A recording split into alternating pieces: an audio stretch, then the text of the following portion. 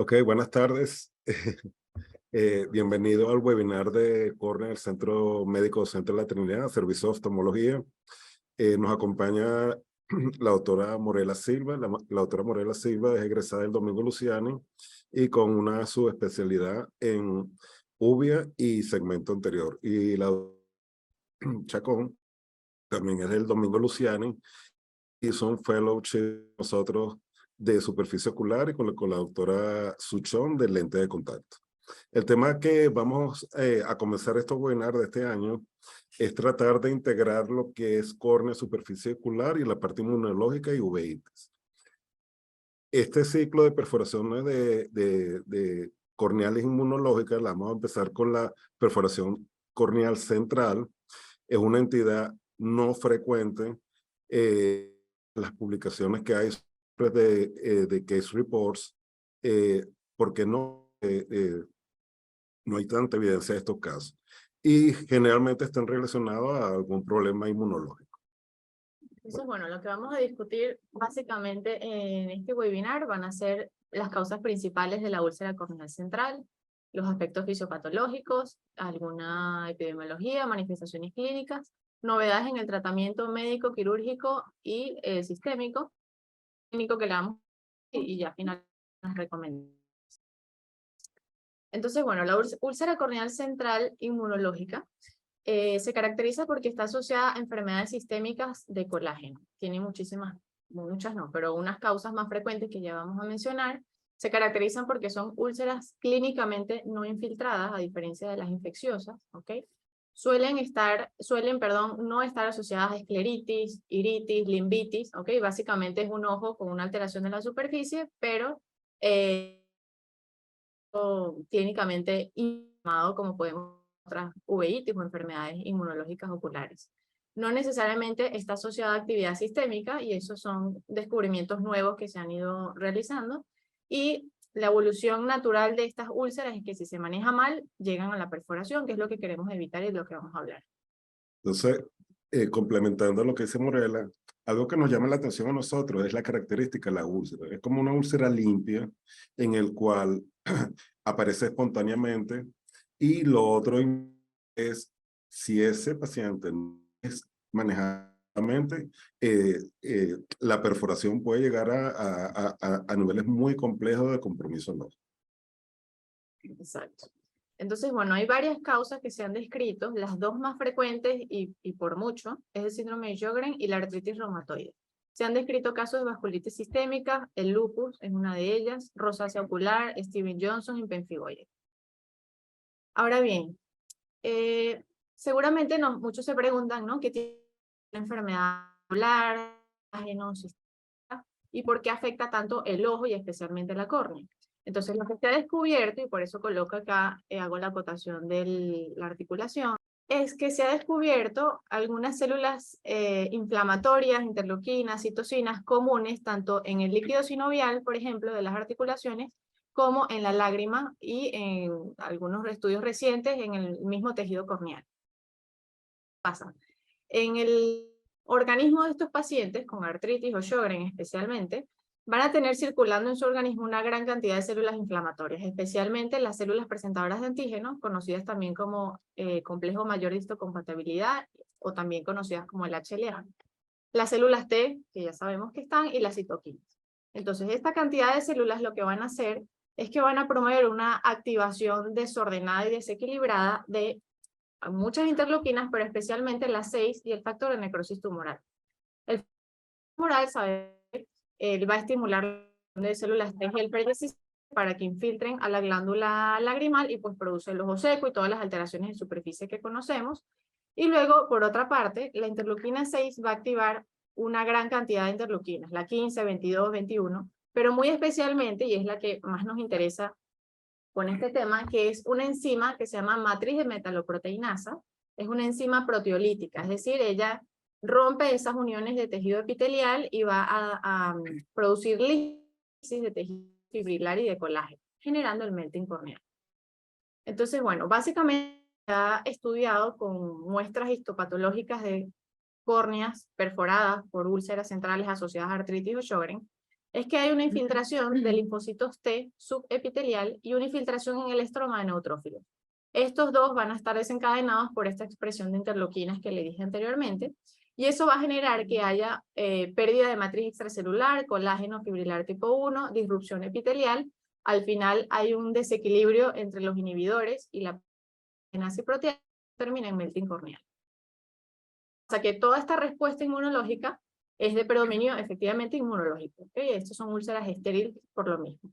Y aquí esto de más o menos está relacionado con la actividad sistémica, es porque lo que se ha demostrado, incluso que en pacientes con una actividad sistémica controlada, una artritis controlada, un Febrex controlado, han visto que en ojos de esos pacientes que no tienen ninguna alteración, por microscopía confocal, ya han visto que hay una alteración de las células de Langerhans y los queratocitos, lo que los hace pues actividad, cualquier inflamación a un paciente que no tenga esta enfermedad de base. Entonces esto es un estudio que confirma un poco lo que estamos hablando. Aquí lo que hicieron fue 4 pacientes con una úlcera corneal central o paracentral asociados a artritis reumatoide. Aquí lo importante es que los 4 pacientes se perforaron, y terminaron con una queratoplastia penetrante, pero ese tejido corneal les permitió estudiar y ver que lo que había en esas zonas cercanas a la úlcera eran linfocitos, los macrófagos en el estroma, etc. Y algo importante es que la artritis reumatoide de estos 4 pacientes estaba controlada, ya vigilada pues por reumatólogos e inmunólogos. ¿Okay? No era una enfermedad descontrolada o activa. Entonces, estas úlceras son sumamente raras, o sea, por supuesto que no es la primera manifestación que vamos a encontrar en pacientes con esta patología de base. Y lo que hay en la literatura, como bien dijo el doctor, son reportes de casos. Sin embargo, aquí agrego estudios que tienen un poquito más de pacientes. Por ejemplo, en el Hospital de la estudiaron 14 al 2019 una serie de enfermedades oculares asociadas con enfermedad inmunológica y vieron que de esos pacientes eran 472, 10 ojos tenían perforación corneal central, de los cuales 7 tenían artritis y 3 tendrían Sjögren.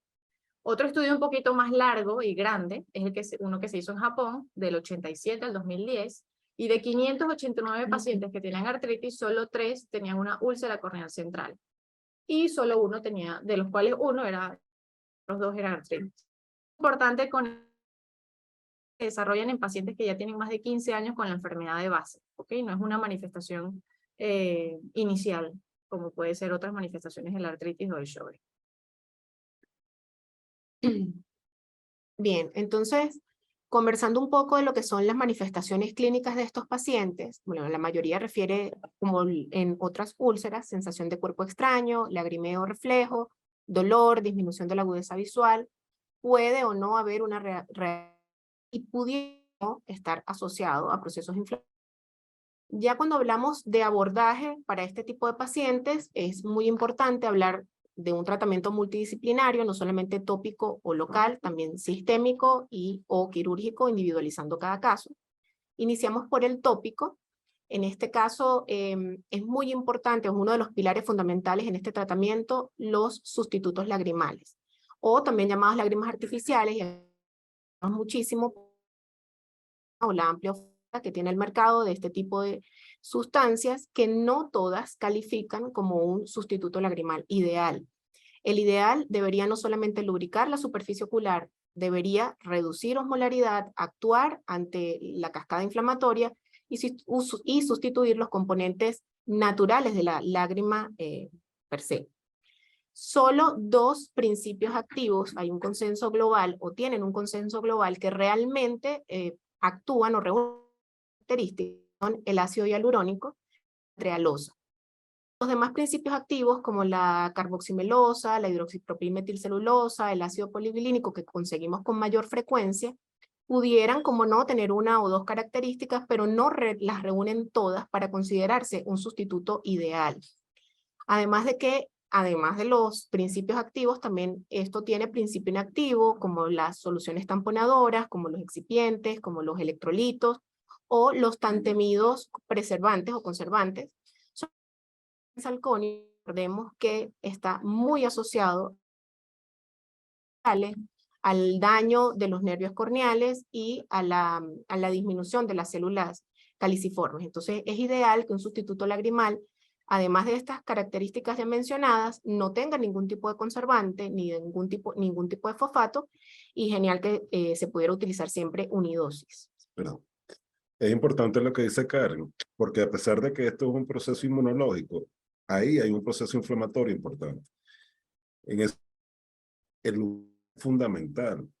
Y uno de los en el tratamiento de la lubricación y es reducir la osmolaridad, porque de esa manera estamos de una manera con el tratamiento con el lubricante, estamos disminuyendo la inflamación a nivel de la película lagrimal, que puede ser uno de los mecanismos de inflamación en esa área.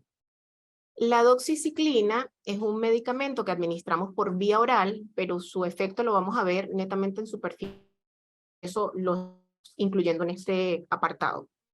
Es un amplio espectro que también tiene propiedades antiinflamatorias, porque actúa sobre las colagenasas, la fosfolipasa 2 y algunas metaloproteinasas, como lo había conversado anteriormente la doctora Morela, y eso por supuesto desencadena una disminución de la producción de interleuquinas o de toda la cascada inflamatoria.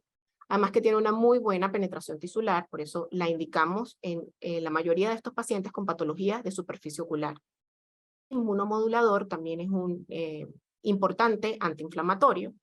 En un estudio multicéntrico que se publicó hace algunos años, donde se evaluaron 44 clínicas en diferentes países, como Alemania, Noruega, Suecia, Finlandia y el Reino Unido, 472 pacientes que tenían queratitis severas por síndrome de ojo seco. Se les administró ciclosporina al 0,1% durante 2 veces al día, durante un periodo controlado 4 a las 8, a las 12 semanas y al año.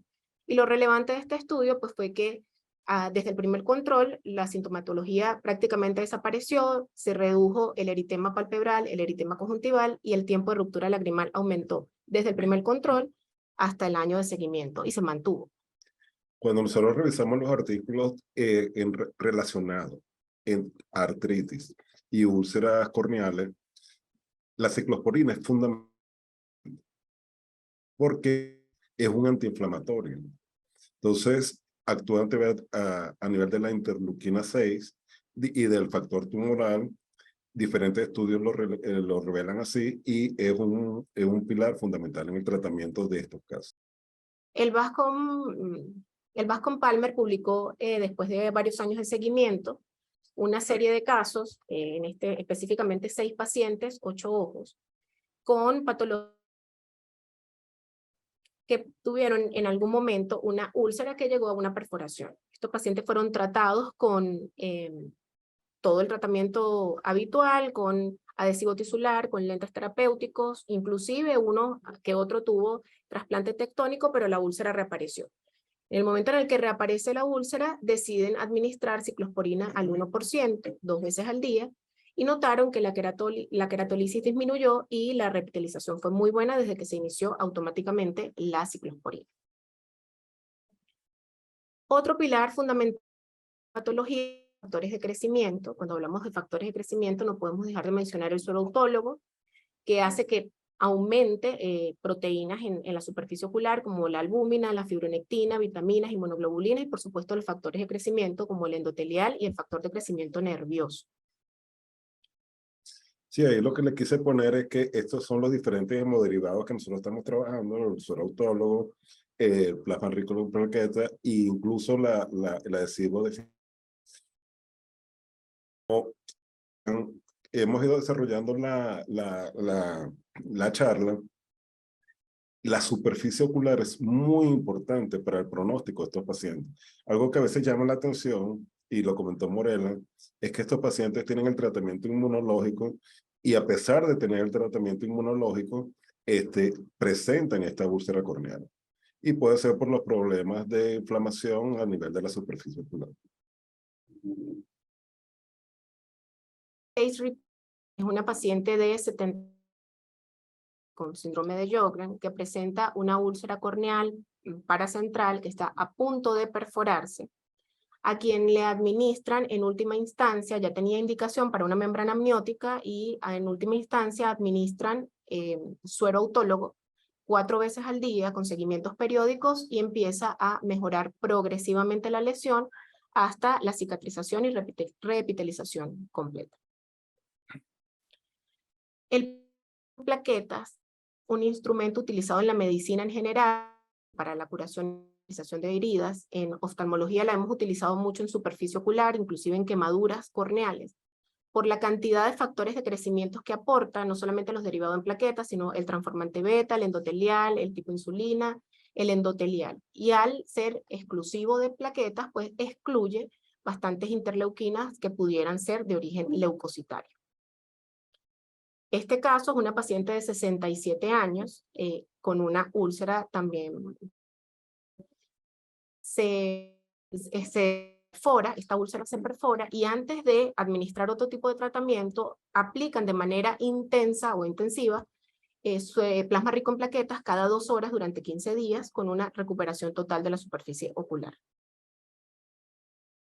Luego entramos en el tema de los lentes de contacto blandos, y aquí quisiera hacer un especial énfasis en que las casas comerciales que vamos a mencionar en esta presentación, con las que no hay ningún vínculo comercial, no promocionan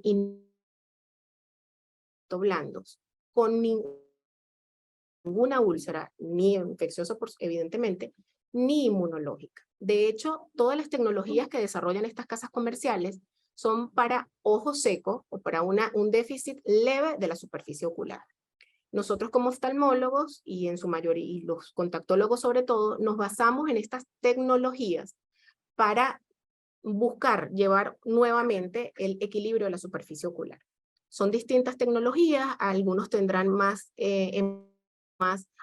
a una que a otra, mejores resultados. Ya vamos a hablar un poco sobre las tecnologías con las que a nosotros nos ha ido mejor en la práctica diaria.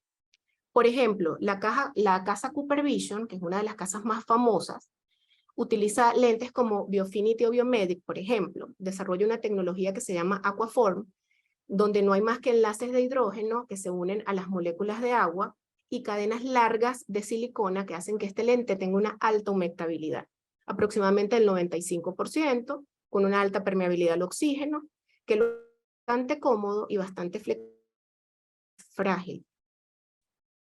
La casa Bausch & Lomb, por ejemplo, desarrolla la tecnología Moisture Seal, que no es más que un hidrogel silicón también, que tiene todas estas moléculas de hidrógeno, pero que además tiene un polímero posterior que tiene bastante afinidad por el agua y que mantiene, en teoría, la mayor humectación en la capa posterior del lente, es decir, la cara anterior de la córnea, para mantener una mayor humectabilidad.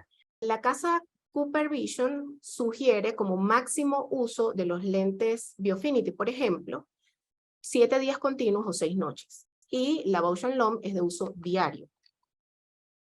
La casa Alcom, que es con quien nosotros tenemos un poco más de experiencia y la verdad muy buenos resultados, desarrolla una tecnología de doble gradiente acuoso. Hay una capa anterior hidrofílica que atrae hasta un 80 o más % de agua, un centro de hidrogel y una capa hidrofílica también. En resumidas cuentas, el lente atrae agua y lo proyecta hacia la córnea. Además de tener una tecnología denominada Smart Tear, que tiene fosfaditilcolina, esto es una lipoproteína que está presente en la lágrima de manera natural y que pudiera ayudar a que el equilibrio de la película prelente y postlente se mantenga.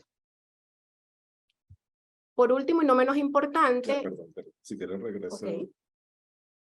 Con Karen y la doctora Salazar, nosotros y es más, se envió ese trabajo para el Mundial de Córnea de Boston, pero por la pandemia no se pudo hacer. Nosotros tuvimos una experiencia de 10 casos manejados de problemas severos de superficie ocular con el tótem. Y de verdad que la respuesta, el tratamiento, colocando este lente es sorprendente. Y en este momento nuestro lente de elección.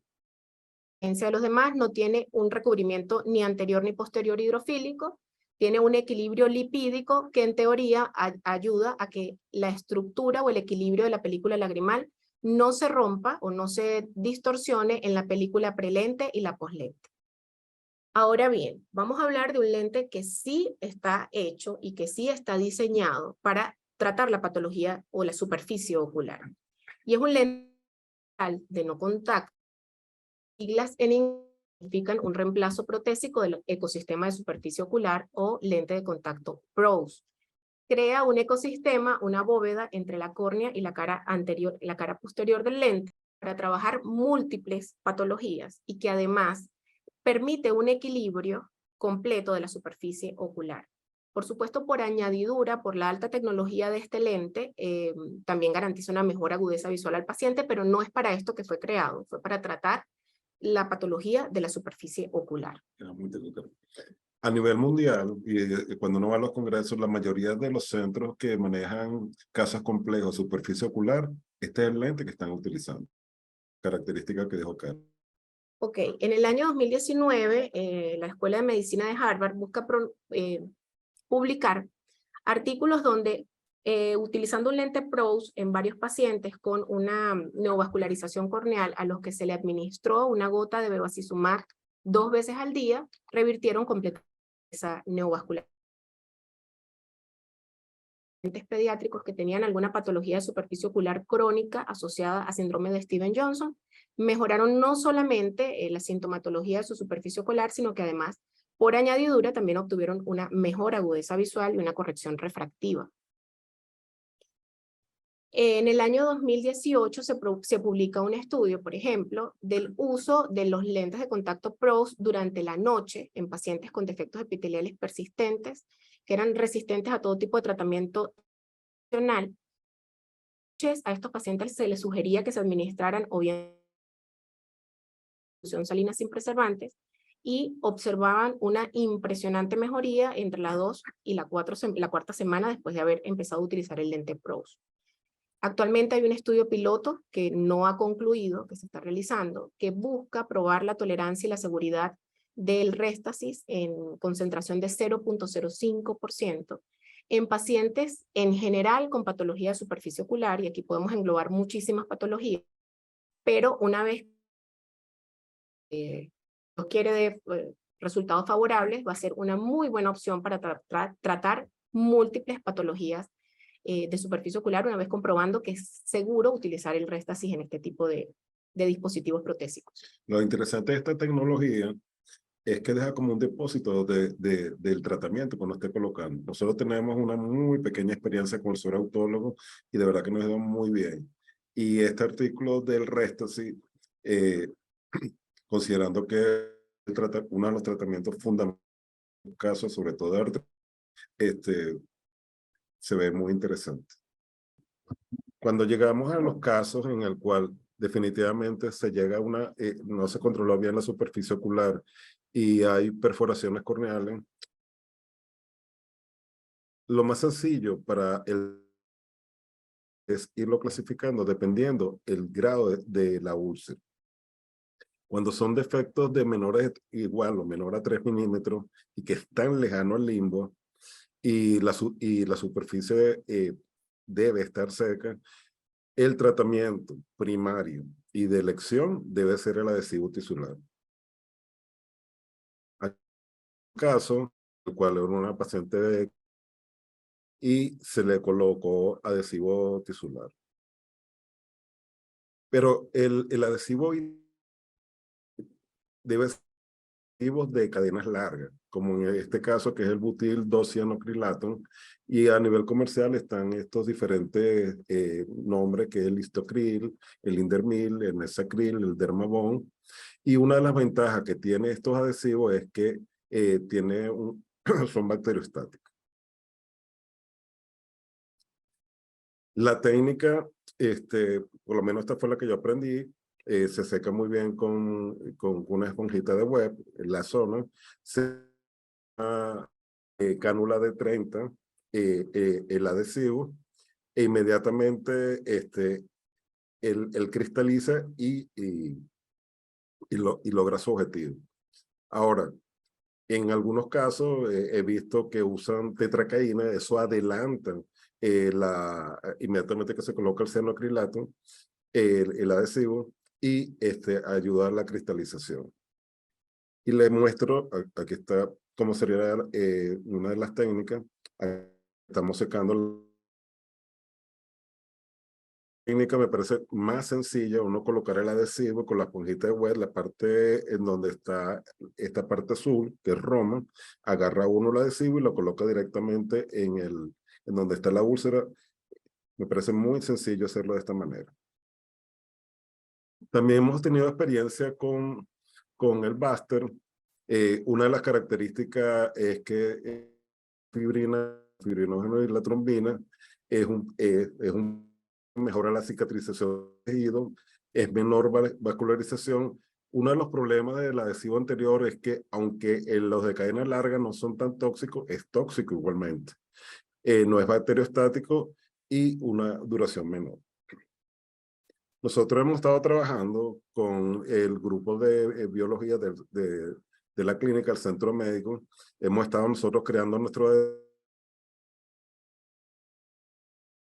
colocamos adhesivos y estos pacientes van evolucionando muy bien. Y con el grupo de biología del centro docente es que hemos estado trabajando la formación de la fibrina.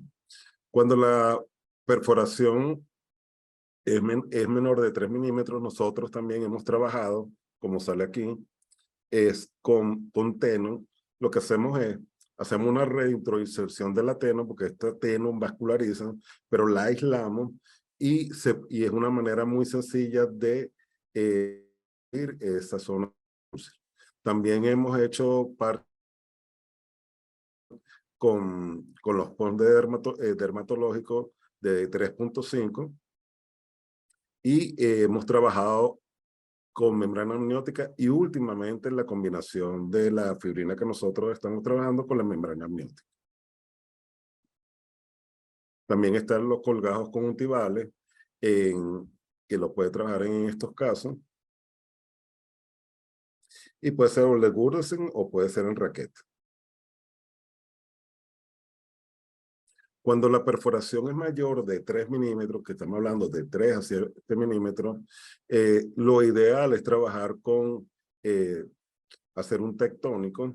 Muchas veces, como lo vemos aquí, inclusive nos toma hasta la periferia.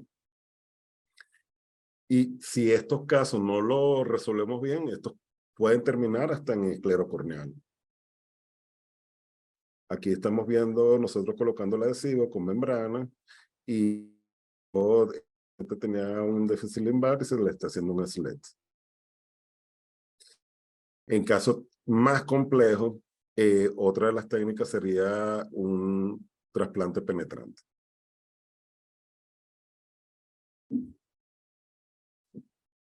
Yo no tengo experiencia en la perforación corneal no traumática tratada con pecho-ir. Les traemos este artículo, se está usando en Europa. Yo no sé, Morela, si tienes alguna experiencia o no. Pero bueno, se los traemos con la idea de que sepan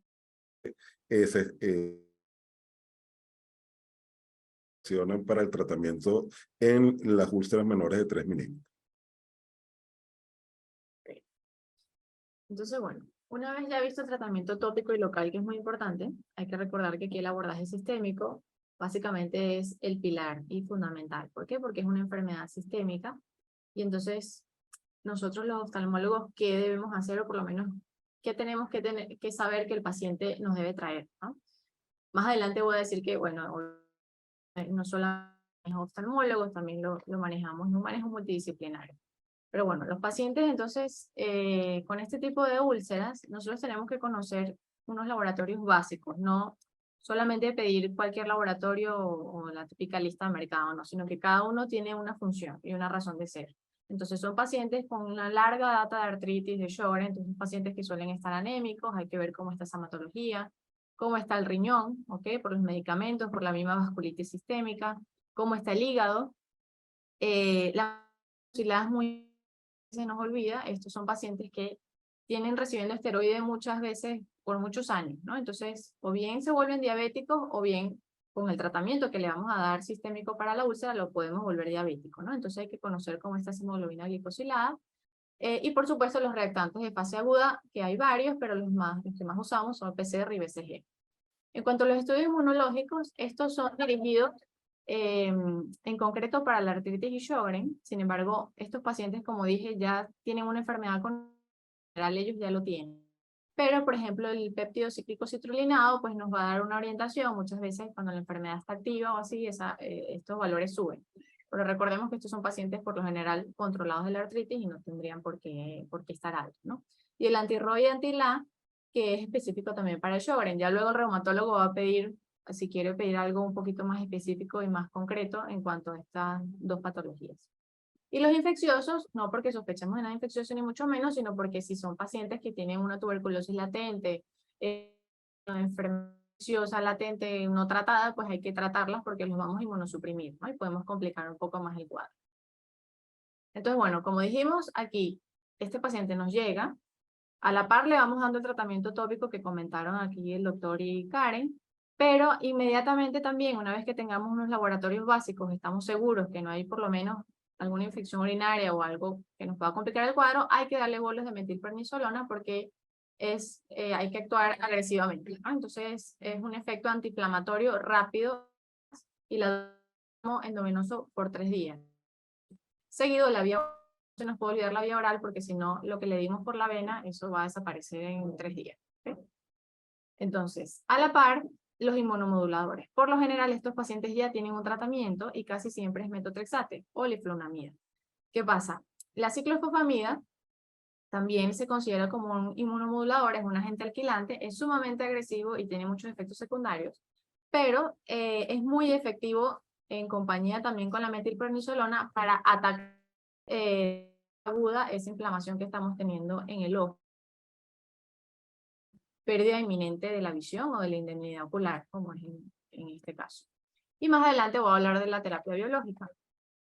Entonces, aquí pongo un ejemplo, es un artículo, es el mismo que comentó Karen anteriormente, solamente para recordar que este artículo fue del 92, 7 ojos con úlcera central o paracentral, todos con artritis, todos se perforaron, todos terminaron en queratoplastia penetrante, pero lo interesante fue muy bien, pero en el 92 solamente se manejaba con metotrexate, por ejemplo, que era el tratamiento sistémico que estos pacientes tenían. Entonces, muy bien, pero hoy en día ya tenemos otros medios para lograr que al paciente le vaya mejor y no termine en queratoplastia penetrante. ¿Qué tenemos ahora? Pues la etapa moderna de los biológicos. ¿Okay? Los biológicos son medicamentos anticuerpos monoclonales. Ellos no son tan nuevos tampoco. Nos fijamos ahí que en el rituximab desde el 97 ya están al mercado. Y ellos se utilizan para una gran cantidad de enfermedades principales relacionadas a inflamaciones y enfermedades sistémicas. Artritis idiopática juvenil, espondiloartropatías, la artritis reumatoide, la enfermedad de Behçet y la sarcoidosis. El único aprobado por la FDA para el uso ocular de uveitis, inflamaciones oculares, es adalimumab. Sin embargo, los otros, pues estamos en eso, estudiándolos, porque están dando buenos resultados también para la inflamación ocular. Ahora bien, ¿por qué son importantes los biológicos en uveitis? Bueno, porque el tratamiento convencional con medicamento inmunosupresor, fetil, ellos van a una línea celular pero los biológicos, como vemos acá, ellos van a atacar a una línea celular concreta y por lo tanto los efectos secundarios y adversos son bastante menores. Entonces, por ejemplo, el rituximab, que lo vamos a ver más adelante, él ataca en concreto los linfocitos B, CD20, ¿no? Y con eso él va a frenar una cierta línea inflamatoria. Los anti-TNF atacan el factor de necrosis tumoral y frena una cierta línea y así hacen, cada uno tiene una función concreta. ¿Cuáles interleuquinas que más afectan a la inflama? Pues la interleuquina 17, la 22, la 23, factor de necrosis tumoral. Entonces, en cuanto a lo que está publicado con el uso de biológicos y las úlceras, como dijimos al principio, lo que hay publicado son reportes de casos y sobre todo para la queratitis ulcerativa periférica. Aquí no estamos incluyendo casos de queratitis periféricas porque tienen otra fisiopatología, otra causa, otro manejo, ¿ok? Entonces, pero sí aquí quería traer a colación esto, que se ha usado para las ulcerativas periféricas, se ha utilizado la granulomatosis con que es una vasculitis, se ha utilizado infliximab, o sea, hay distintas reportes de casos con biológicos, pero hasta ahora ninguno para la úlcera central corneal. ¿Okay? Incluso para la artritis refractaria al tratamiento con inmunosupresor convencional, ya se está empezando a usar los biológicos. Entonces, hasta ahora no hay ningún consenso de tratamiento para el manejo de úlcera central, solo hay reportes de casos, ¿ok? Y de hecho, hay reportes de casos son bastante buenos en cuanto a la úlcera central, pero no central. Entonces, ya casi para terminar, les traigo un breve caso clínico, ¿ok? Una paciente que tuve la oportunidad de tratar en México, 54 años de edad, ella ya tenía 26 años con el diagnóstico de la artritis. Ella venía con tratamiento 20 miligramos de metotrexate subcutáneo y su hidroxicloroquina. Ella acude porque tenía un mes con dolor, lagrimeo y ardor en el ojo izquierdo. Cuando vemos a la paciente, pues bueno, esa visual de 20-200, vemos acá que hay, bueno, una evidente superficie, hay una corneal superior con adelgazamiento de tejido importante y al momento de hacerle el OCT de segmento anterior vemos que está adelgazado en 195 micras. Entonces, ¿qué hacemos con esta paciente? Bueno, primero se valora también con el reumatólogo. Él valora la parte de la actividad sistémica. Hay un índice que se utiliza en reumatología para la artritis, que es el índice DAS28. Eso te da un cierto nivel a ver si la paciente está con actividad o no. La paciente estaba sin actividad, ¿okay? Con actividad baja. Bastante espacio normal, ¿no? Parte que nos confirma lo que dijimos anteriormente, que son enfermedades controladas. Entonces, esta paciente de una vez se le inició el tratamiento con bolos de metilprednisolona, seguido de vía oral. Se continuó con el metotrexate que ya tenía, pero aquí lo nuevo es que se asoció el rituximab, que es un biológico. ¿Okay? Aquí son 3 dosis. Y además se le asoció la doxiciclina, como ya comentó Karen, que se debe utilizar. Se inició también con el adhesivo tisular, la paciente no lo aguantó, se le cayó, pero bueno, se continuó con el tratamiento tópico, suero autólogo, ciclosporítico para prevenir una, quizás hablaremos de eso más adelante, y se le puso un lente de contacto terapéutico. Esta fue la evolución a los 3 meses de tratamiento. Aquí ya la paciente tenía 2 dosis de rituximab y vemos como hay una evidente mejoría de la superficie, prácticamente hay un cierre de esa lesión corneal y por OCT pues vemos que ya las micras aumentaron considerablemente. Y a los 6 meses pues mejoró todavía más, ¿no? O sea, ya de 195 micras pues pasó a, ahí no veo, 421 micras. ¿Okay? Con la huesa visual, que nuestro primer, no es el objetivo, es el paciente, ¿no? Pero con 20-200, terminó con 20-50. Entonces, en resumen, este tipo... Lo importante de lo que dice Morela es que si nosotros nos enfocamos solo en el tratamiento oftalmológico, a lo mejor no es suficiente. Hay que agregarle diferentes tratamientos sistémicos. Y lo que no, o sea, y algo que llama la atención en este tipo de casos es que son pacientes tratados. Esta paciente tenía 20 años con metotrexate y a pesar de eso presentó la úlcera corneal central. Entonces es un manejo interdisciplinario, uveitis, reumatología, córnea, superficie. ¿Okay? Importantísimo los bolos de ataques de metilprednisolona acompañados de ciclophosphamida o rituximab. El mantenimiento se hace con metotrexate y por supuesto el manejo local que ya comentamos, lubricantes sin conservantes, la ciclosporina, los factores de crecimiento, los parches en relato, resolución quirúrgica si lo ameritara. Entonces, conclusión, o sea, cualquier perforación corneal que tengamos de origen autoinmune, central, periférico, el diagnóstico es sistémico, siempre, ¿no? El manejo es interdisciplinario y el tratamiento tiene que basarse en el tratamiento sistémico, como bien acaba de decir el doctor. Lo otro que comentó Morela sobre los antibióticos, también en muchos de los estudios que se realizaron en estos casos clínicos, salieron positivos para estafilococo. Entonces es importante el tratamiento con antibióticos, sobre todo con quinolonas de 4ª generación. Bueno, eso es todo. No se quiere comentar algo. Muchas gracias. Bueno, gracias.